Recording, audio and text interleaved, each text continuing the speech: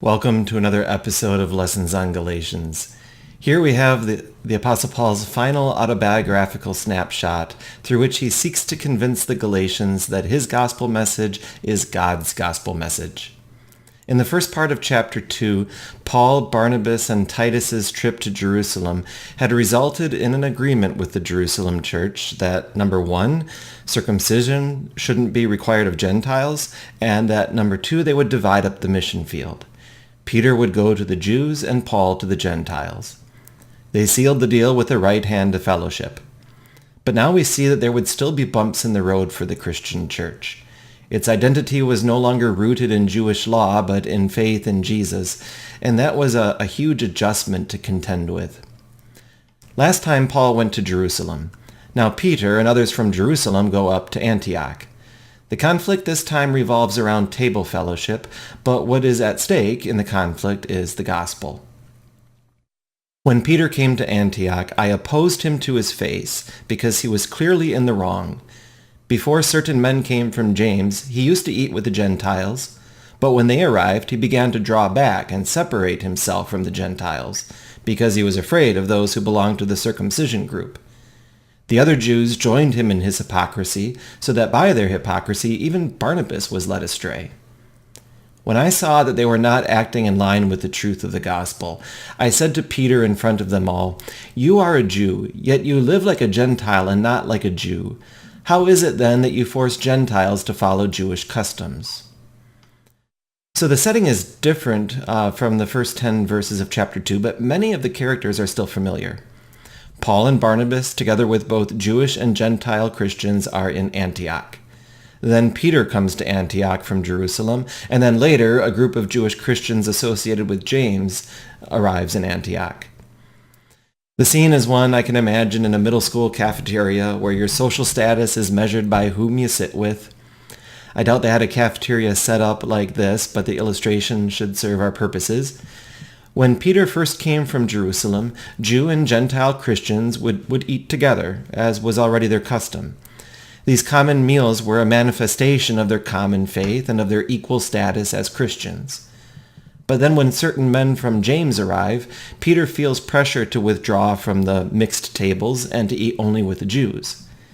As an apostle, people paid attention to Peter's actions, and more Jews followed him away from the Gentile tables. Eventually, even Barnabas followed suit. Now, what would prompt Peter to do this? Especially, remember, after giving Paul the right hand of fellowship to indicate his approval of Paul's ministry to the Gentiles and also his agreement that it was not necessary for Gentiles to be circumcised to be a part of the Christian church.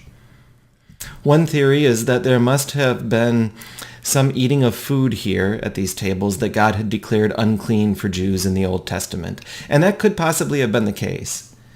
However, Paul doesn't identify food as the issue, but rather the act of Jews sharing tables with Gentiles. Additionally, Paul identifies the people from whom Peter felt pressure to withdraw as the circumcision group. It seems to me that even though Peter had extended the right hand of fellowship in that private meeting in Jerusalem, not all of the Jewish Christians agreed that Gentiles shouldn't be subjected to Jewish law. And those are the people that Peter was feeling pressure from. After more than 1,000 years of segregation from Gentiles, Jews didn't warm up to this new arrangement overnight. Peter might also have been thinking about his ministry to the Jews. If word got out that he was sharing a table with Gentiles, well, would Jews even listen to his message about Jesus, or would they immediately shut down and dismiss him as a sellout or a hypocrite? Whatever Peter's rationale for withdrawing, Paul called it hypocrisy. Peter wasn't acting in line with the truth of the gospel when he treated Gentiles as second-class Christians. And by his example, he was leading others to treat them as second-class Christians too. Even Barnabas, the same guy who had stood firm with Paul in refusing to circumcise Titus. Now, as a result of his hypocrisy, the Gentiles in Antioch were feeling compelled to subject themselves to Jewish law. So, Peter was promoting the idea that salvation isn't solely through faith in Jesus, but through faith in Jesus plus obedience to the law. Peter's public hypocrisy required a public rebuke, which you can't imagine was an easy thing for Paul to do to the face of an apostle of Peter's stature. Paul was putting his reputation on the line here. You gotta wonder if he thought, what if the audience here sides with Peter? But the gospel was at stake, so Paul couldn't remain silent. So what's the line of reasoning in Paul's rebuke? One way of understanding it is that he's saying, Peter, even though you are a Jew, you were perfectly comfortable living like a Gentile until these men from James came to Antioch. So why are you changing course now by withdrawing from the Gentiles and thus compelling them to subject themselves to Jewish law? That's one possibility. I'd like to suggest another possibility for Paul's line of reasoning. This one understands the word live here, not to refer to the way a person conducts himself, but rather to refer to simply being alive, in this case, referring to having eternal life through faith in Jesus.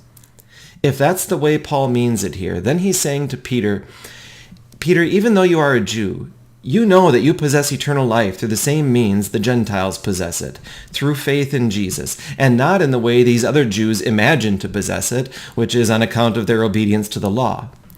Why then are you, by your hypocritical withdrawal, compelling Gentiles to subject themselves to Jewish law? That's the meaning I would lean toward here. Peter was guilty of promoting the same thing the false teachers are currently promoting among the Galatians, that eternal life comes through faith in Jesus plus obedience to the law. Paul would not let that false doctrine prevail without a fight. Not in Antioch with Peter, not now either in Galatia with these false teachers. So, how did all this turn out? We'll touch on that next time when we pick up with verse 15. Thanks for watching. Please give this video a thumbs up and share with your friends.